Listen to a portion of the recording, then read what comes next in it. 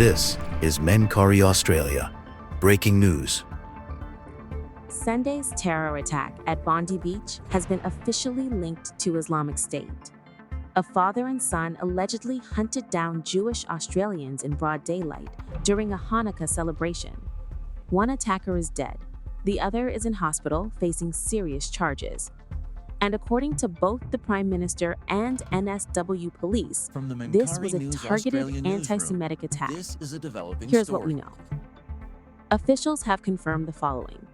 The suspects are 50-year-old Sajid Akram and his 24-year-old son, Naveed Akram. According to Commissioner Lanyon, the vehicle registered to the younger man contained IEDs, improvised explosive devices, as well as 2 homemade ISIS flags. Police describe this as a father and son coordinated attack. At this stage, there's no evidence of anyone else being involved, but authorities say that could change. Here's something else that's emerged. Both men traveled to the Philippines last month. The reason and purpose of that trip? Still under investigation. What we can verify is that the 50-year-old held a valid firearms license. Commissioner Lanyon clarified today that the license was issued in 2023 and the firearms seized were legally attached to it. That detail matters because one of the biggest questions now is how he was granted that license, given his son was already known to authorities for links to extremism.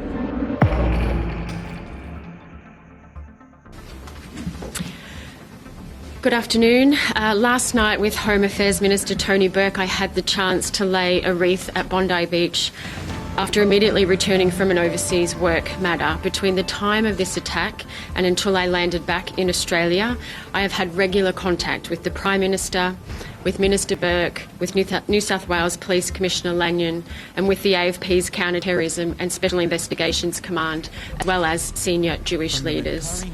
These are my first public comments on the terrorist attack since I have returned to Australia.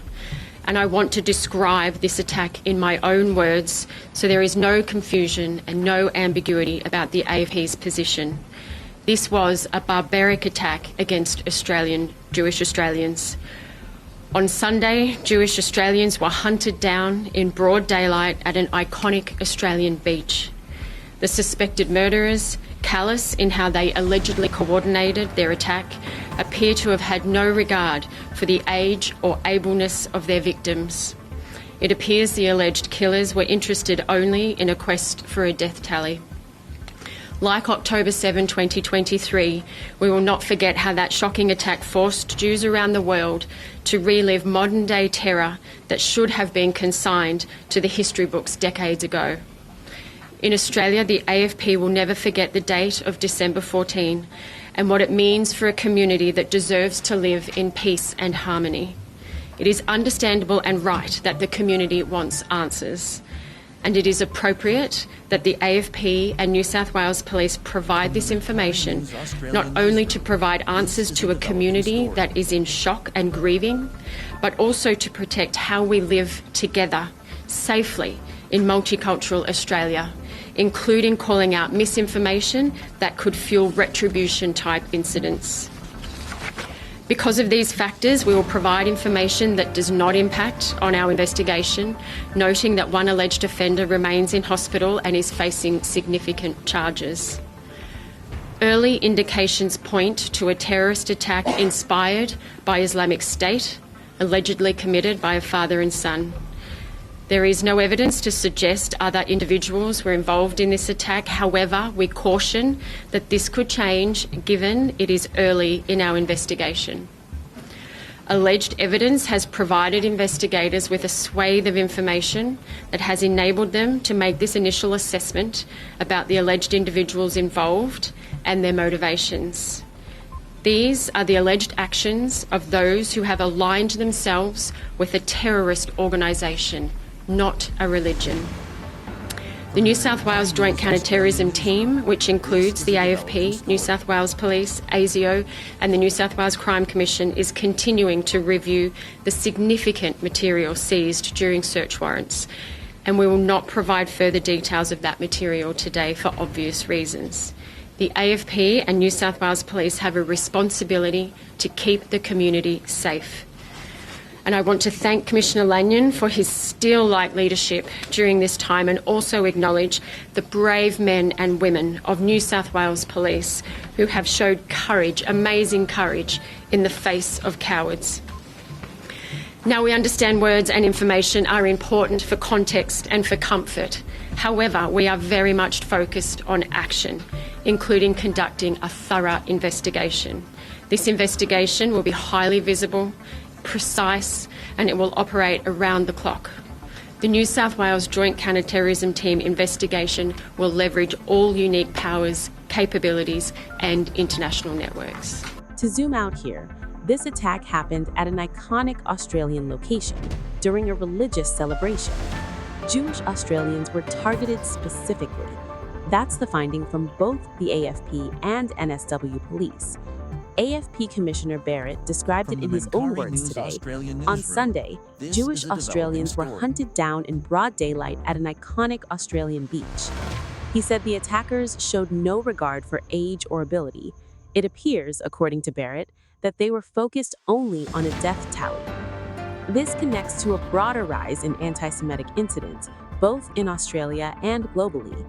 Leaders referenced October 7th as a turning point, a day that forced Jewish communities worldwide to relive what Barrett called modern-day terror that should have been consigned to the history books decades ago. Here's what's being done.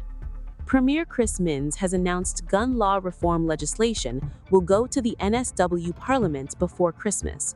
He's pushing for what he calls the toughest gun laws in Australia, including allowing police to use criminal intelligence, not just criminal records, when assessing license applications. Prime Minister Anthony Albanese convened a national cabinet meeting yesterday. All state leaders agreed to follow NSW's lead and strengthen firearms laws nationally. That includes looking at limiting the number of guns individuals can own, restricting gun types, and potentially tying ownership to citizenship status. Operation Shelter has been ramped up. That's the NSW police operation providing static and mobile patrols at Jewish places of worship and community centers across Sydney's eastern suburbs. The human toll here is significant. 2 NSW police officers are in critical care right now. According to Premier Minns, they weren't shot running away. They were shot in the front, engaging the gunmen directly with pistols against long-range rifles. Some of them had only been on the job for months. The Prime Minister visited Ahmed Al-Mahd in hospital today. He's being called an Australian hero for helping save lives. He's due for surgery tomorrow. There's also been an overwhelming community response. Blood donation appointments have surged to 50,000 in NSW alone, a 5-fold increase. Officials are urging people not to give up if they can't get an immediate appointment. Trauma patients can need up to 100 individual donations. A menorah was projected on the Sydney Opera House overnight for Hanukkah. Interfaith leaders have voiced support. So what's coming? The crime scene at Bondi is expected to remain until tomorrow afternoon. A community reception center has been opened at the Intercontinental Hotel in Coogee. It's offering witness support and mental health services. The National Security Committee meets again this afternoon. Small business support for affected Bondi traders will be announced in the next 24 hours. This investigation is ongoing. It's complex, but it's also, according to both commissioners, going to be thorough, visible, and relentless. We'll keep following this. Stay informed, stay grounded, and look after each other. You've been listening to Flashwire, powered by redmancari.com, where facts still matter and stories still mean something. If you believe in independent journalism with impact, hit subscribe and share this episode.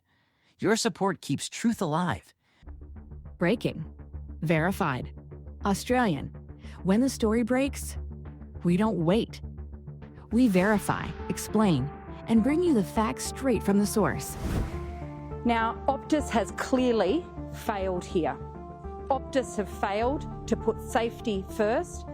Company Optus and its parent company Singtel operate commercial. Discussions based as friends and and trusting. And part of our discussions, informally as well as the whole formally, world came has together, been to be honest. So many countries that you wouldn't have even thought of it, they came together. The world has come together around it. Now, we do need to draw a line in the sand when it comes to the protests that we continue to see in this country. The Flash Wire is your rapid response breaking news podcast, a stripped down, adrenaline-paced bulletin that drops minutes after major stories break. It's designed for listeners who want accuracy and speed, not noise. Think of it as the audio equivalent of a newsroom's red alert light turning on. Each episode runs under 5 minutes, short enough to drop between scrolls, but packed with verified updates, eyewitness info, expert sound bites, and a forward look at what happens next. No spin, no filler, just what you need to know and what comes next.